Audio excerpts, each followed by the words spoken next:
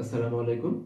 আমি doctor Shakil Mohammad, registrar হিসেবে কর্মরত আছি দিনাজপুর মেডিকেল কলেজ হাসপাতাল দিনাজপুরে শিশু সার্জারি বিভাগে। আজকে আমাদের দৈনন্দিন জীবনে খুব গুরুত্বপূর্ণ একটি বিষয় নিয়ে আমি আলোচনা করতে চাচ্ছি। ইদানিংকালে আমরা ওয়ার্ডে একটা রোগী পাচ্ছি, সেটা হচ্ছে সার্কামসিশন বলেন অথবা খাতনা বলেন অথবা মুসলমানি বলেন। তার বিভিন্ন কমপ্লিকেশন নিয়ে বাচ্চারা আমাদের কাছে আসছে, যেমন খতনা দেওয়ার পর রক্তপাত বন্ধ না হওয়া বা অসম্পূর্ণ খতনা হওয়া অথবা খতনা হওয়ার পর পুরুষাঙ্গের হানি। এই সমস্যাগুলো ইদানিং আমরা প্রায় পাচ্ছি। এটি ডিসেম্বর মাস, বাচ্চাদের সবার স্কুলের পরীক্ষা শেষ। এই সময়টি অভিভাবকরা বেছে নেন যে সার্কামসিশনের জন্য, যেহেতু রিচুয়াল সার্কামসিশনের জন্য বিশেষভাবে। এছাড়াও প্রয়োজন বোধে অনেকে সার্কামসিশন করছেন। তবে একটা বিষয় লক্ষণীয়, আমরা আজও সে আদিম যুগ থেকে বেরিয়ে আসতে পারিনি। এটা 2024 সাল। সার্কামসিশন হচ্ছে একটি অপারেশন, এটা একটি সার্জারি। তুমি সার্জারি করবেন একজন সার্জন, কোনো সাধারণ মানুষ নয়। যদি আমি আরেকটু আপনাদের বোঝার সুবিধার্থে বলি, ইভেন কি সার্জারি প্রাচীন যুগে যখন আবিষ্কার হয়, তখন অ্যানেস্থেসিয়া বা অজ্ঞান করার ব্যবস্থা ছিল না। মুখে কাপড় চাপা দিয়ে হোক অথবা মানুষের মাথায় বাড়ি দিয়ে অজ্ঞান করে হোক, সেভাবেও কিন্তু অপারেশন করা হয়েছে। আপনি কি আপনার স্বাভাবিকভাবে যেগুলোর সাথে পরিচিত, অ্যাপেন্ডিসাইটিস, গলব্লাডার, পিত্তথলির পাথর, আপনি কি চাবেন আপনার এরকম কোনো অপারেশন আপনার মাথায় বাড়ি দিয়ে করা হোক অথবা আপনার মুখে কাপড় চাপা দিয়ে ডাক্তার কেটে সেই অপারেশনগুলো করুক? নিশ্চয়ই চাবেন না, কারণ এটা 2024 সাল। ঠিক একইভাবে আমার বাবার কি হয়েছিল, আমার দাদার খাতনা কিভাবে হয়েছিল, সেটি এখন কাঙ্ক্ষিত বিষয় নয়। এই 2024 সালে এসেও যদি আমি সেই আদিম যুগেই পড়ে থাকি, তাহলে আমরা কোথা থেকে অগ্রসর হলাম? ধর্ম কি আধুনিক নয়? ধর্ম অবশ্যই আধুনিক, কিন্তু তাকে আধুনিকভাবে আমাদের গ্রহণ করতে হবে। আমি আপনাদেরকে কিছু ছবি দেখাচ্ছি যে এর ভয়াবহতা কতটা বেশি হতে পারে। এই ছবিটিতে আপনারা দেখছেন একজন ওস্তাদ দ্বারা বা হাজেম দ্বারা মুসলমানি করাতে গিয়ে একজন শিশুর পুরুষাঙ্গের হানি হয়েছে, এবং এই পুরুষাঙ্গ দিয়ে তার ভবিষ্যতে কি পারপাস সার্ভ হবে?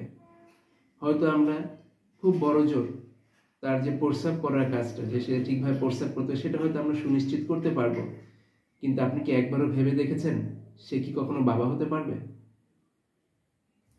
আরেকটি ছবি দেখায়। এই ছবিতে আপনারা দেখতে পাচ্ছেন যে সার্কামসিশনের পরে ব্লিডিং হয়ে রক্তপাত বন্ধ হচ্ছে না। আমি আরেকটু বলতে চাই, এই শিশুটির কিন্তু রক্তপাত জনিত কোনো সমস্যা নেই। অনেক শিশু আছে যাদের রক্তপাত জনিত সমস্যার কারণে সার্কামসিশনের পরে রক্তপাত বন্ধ হয় না, কিন্তু এই শিশুটি আমরা ব্লিডিং প্রোফাইল করেছি, কোনো রক্তপাত জনিত সমস্যা নেই, তারপরও তার কিন্তু ব্লিডিং বা রক্তপাত বন্ধ হয়নি। এবং দেখেন কাদা মাটি দিয়ে কিভাবে তার পুরুষাঙ্গটি ঢেকে রাখা হয়েছে। এবং এই শিশুটি আমাদের কাছে এসেছে 12 দিন পর, এবং এই 12 দিনের মধ্যে তাকে সেফট্রাক্সন 1 গ্রাম ইনজেকশন দেওয়া হয়েছে, প্রতিদিন একটা করে।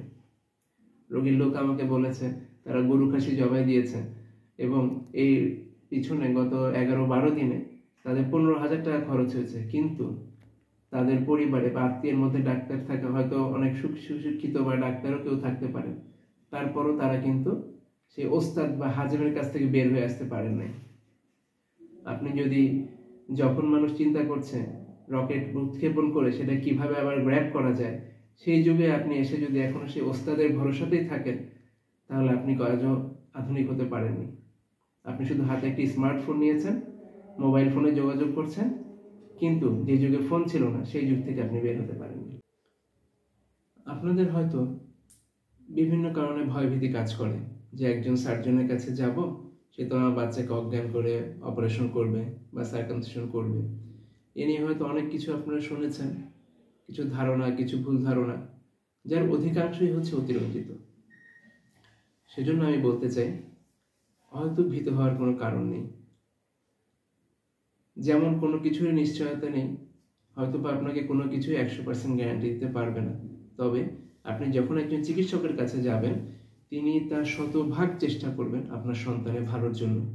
তিনি কখনোই কোনো কিছুর বিনিময়ে আপনার সন্তানের কোনো ক্ষতি চাইবেন না। এই ব্যাপারে আপনি নিশ্চিত থাকতে পারেন। আমি আরও যেটুকু বলতে চাই, যে আপনারা যখন এই বাচ্চাটা, যদি মনে করেন বাচ্চাটাকে হাজেম দিয়ে করালেন বা যে কোনোভাবেই করেন, অজ্ঞান না করে করালেন, এই বাচ্চাটার যে সাইকোলজিক্যাল ট্রমা হয়, তাকে কি আপনি সারা জীবনে মুক্ত করতে পারবেন সেখান থেকে? অনেকে হয়তো পারবে, অনেক শিশুর হয়তো মনোবল শক্ত, সে হয়তো রিকভার করে ফেলবে, কিন্তু অনেকেই পারবে না। আমি আজও আমার পরিচিত লোকদের মাঝে জানি যে শুধুমাত্র একটা ক্যাথেটার বা প্রস্রাবের নল দেওয়ার পরে তার যে সাইকোলজিক্যাল ট্রমা হয়েছিল, সে আজ অনেক বয়স্ক, 30 বছর উপরে হবে, সে কিন্তু সেই ট্রমা থেকে আজও বের হয়ে আসতে পারেনি। আমার নিজেরই পরিচিত আছে। সেজন্য একজন শিশুকে, এত ছোট একটা বাচ্চাকে আপনি হাত পা ধরে সার্কামসিশন বা মুসলমানি দিয়ে দিবেন, আপনি ভাববেন যে তার কোনো সাইকোলজিক্যাল ট্রমা হবে না, আপনি অহংকার করবেন যে আমার শিশুর মনোবল অনেক বেশি, কিন্তু আপনি নিজের অজান্তে আপনার শিশুর মনে যে দাগ কেটে দিচ্ছেন, আপনি হয়তোবা সারা জীবনেও সেখান থেকে মুক্ত করতে পারবেন না। এবং আরেকটি কথা বলে রাখি, যদি সেই সংখ্যা থেকে সারা জীবনে মুক্ত হতে না পারে এবং এই অঙ্গজনিত তার যত কিছু হবে সব কিছুতেই কিন্তু সে ভয় পাবে। ইভেন কি যদি তার কখনো সামান্য প্রস্রাব আটকেও যায় বা কোনো সমস্যা হয় বা তার এই অঙ্গ ব্যবহার করতে হয়, তখন কিন্তু সে ভয়ে পিছপা হয়ে যাবে বারবার, এবং মাঝে মধ্যে দেখবেন সে ইউরিনারি রিটেনশন নিচ্ছে বা ভয় পাচ্ছে, তলপেটে ব্যথা হচ্ছে, ইউরিনারি ইনফেকশন হচ্ছে, এই জিনিসগুলো তার কিন্তু বেড়ে যাবে। সেই জন্য আপনাদের প্রতি পরামর্শ থাকবে, 2024 সালে এসেও আর ভীত হবেন না। আপনার বাচ্চার ভবিষ্যতের স্বার্থে, তার জীবনের স্বার্থে, তার মানসিক স্বার্থে, আপনার বাচ্চাকে রক্ষা করার জন্য আমরা সবসময় চিকিৎসকরা আছি আপনাদের পাশে। আপনারা আসুন, চিকিৎসকদের কাছ থেকে যে কোনো সার্জন দিয়ে আপনার বাচ্চার মুসলমানি করিয়ে ফেলুন। সেই জন্য সার্জন ছাড়া মুসলমানি নয়, কখনো কোনো হাজেম নয় বা ওস্তাদ নয়। সার্জনের কাছে এসে, হাসপাতালে এসে চিকিৎসকের কাছে আপনি সার্কামসিশন করান। এমন না যে আপনার অনেক ব্যয় হবে, অনেক খরচ হবে। আমাদের প্রতিটি সরকারি হাসপাতালে এর ব্যবস্থা আছে। আমরা শিশু সার্জারি বিভাগ অলমোস্ট সব মেডিকেল কলেজ হাসপাতালে আছে। আপনারা চলে আসুন, সম্পূর্ণ বিনামূল্যে আপনাদের অপারেশন করে দেওয়া হবে। এই জন্য আপনারা ঘাবড়াবেন না, হাসপাতালে আসুন, চিকিৎসা সেবা নিন, ভালো থাকুন। ধন্যবাদ।